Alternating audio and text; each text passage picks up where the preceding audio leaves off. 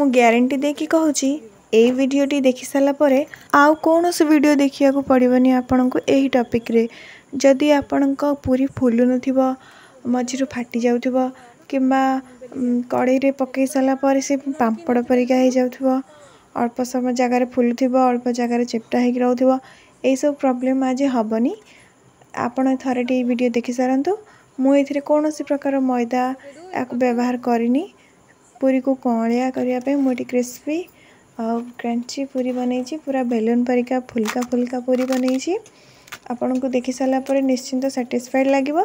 एई पूरी को आपण मटर चना तरकारी सहित खाई परिबे किंबा सेमिति ही खाई परिबे।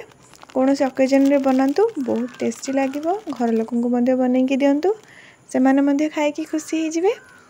तो प्रथमे सिंपल जमिति आटा नियंती नॉर्मल आटा मोठी हाफ केजी आटा नैछि से मझिरे टिके खालुआ कर देबे कारण लूणटा एठी पकेबे लूणटा भिदिबा दरकार। स्वाद अनुसार लूण ही पकेबे अल्प टिके लूण पकेबे।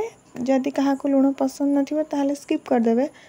मु एठी लूण पकेछि लूण को पके साला परे पानी रे अल्प ग्लास रे पानी टोपे टोपे आनी की एमती छिंची की ताको चकड़ीबे। मन रखंतु आटा चकड़िया पात्रटा टी स्ट्रांग हवा दरकार। भल भाबे ताको चकड़ीबे 10 ରୁ 15 मिनिट लागिवो। आको भल भाबरे चकड़ीबे। कड़ाई रो संपूर्ण भाबरे छाड़ी गले जानिबे जे आटाटा वर्तमान प्रस्तुत हे सालानी। आको अल्प समय आउ किछि समय चकड़ीबे। देखंतु कड़ाई रे भल भाबरे छाड़ी सालानी आटाटा। एबे 90% आटाटा हे गलानी। आउ अल्प समय जमती रखिदेबे घोड़े की रखिदेबे 5 ରୁ 10 मिनिट रखिबे। देखंतु जानिबे जे आटाटा हे गला बे आटाटा को गुळा गुळा कर सला परे देखिबे आटा रे कोनोसी क्रैकर रहउनी माने गारा गारा पडुनी। से समय जानि परिबे जे आटाटा बेलिया पई पूरी बनिया पई रेडी हे सारची। एमिति कले पूरीटा जतबेले कड़ाई रे तेल कड़ाई रे छाड़िबे ताहाले फाटिबनी सुंदर लागिवो। देखंतु मोठे और आगुरु किछि पूरी बनै सालेनी। एते सारा पूरी आम घरे आज किछि ओकेजन थिबारु हम बनैछु। तो मु आकु भल भाबरे तेलटा को गरम कर सालेनी। एठी दुई पट को एपट सेपट करके देखंतु मु आउ किछि तुमको देखिया पे बनैछि किछि पूरी। ए सब को एबे देखंतु कुम गरम तेल रे छाड़ीबी 4-5 टा हबो मु सेम साइज रे बनैछि। एपटे तेल गरम हो जाइथिला देखंतु मु एठी तेल रे छाड़ देली आपे आपे से फुलिया को लागला। कोनोसी प्रकार मोडे दबाव लगैनी। आ जदि कढ़ईटा बड़ हवा दरकार तेणु मो एठी कढ़ईटा सान थिबारु पूरीटा भल भाबरे जागा स्पेस होउनी। देखो तथापि हमर पूरीटा पूरा बेलून परिका परफेक्ट फुलिची। दुई पट समान भाबरे सिजिला पर्यंत आको उल्टेबे।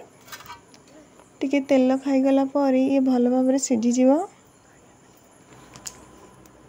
देखंतु पूरीटा भल भाबरे एबे हे सालानी। आउ गोटे पके कि मोठी देखिली तेल रे पड़िला मात्र के जदि पूरीटा भल भाबरे बुडी तेल रे बुडुनी ताले आपण कोनोसी गोटे स्पैचुला नै कि ता ऊपर अल्प गरम तेल पकई परिबे ताले भल भाबरे से फुली जीवो। देखंतु पूरी भल भाबरे फुली गला।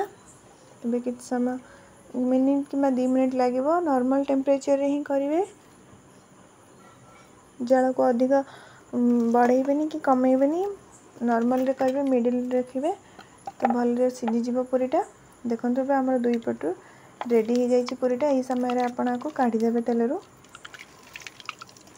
एमिति फुलका फुलका पूरी को देखि कि त एमिति रे भी पेट पुरी जाए। तो पूरीटा केमिति हेइथिला आपण निश्चिंत बनै कि खांतु ताले जानि परिबे। आउ जहाँ भी पूरी बाकी थिला मु सब बनै साला परे देखंतु मो पई किछि प्लेट पे आनि देइथिली 4टा हवा आगर काढी की। आ साउंड को देखले आपण जानि पारथुई केते क्रिस्पी और क्रंची हेजी। आ जहाँ भी थिला आमे सब सार देलु बड़ गोटे थाली रे आमे बनैथिलु। समस्त खाइबा पई पूरीटा हेतिला। बनै कि खांतु केमिति लागले निश्चिंत कमेंट करिवे।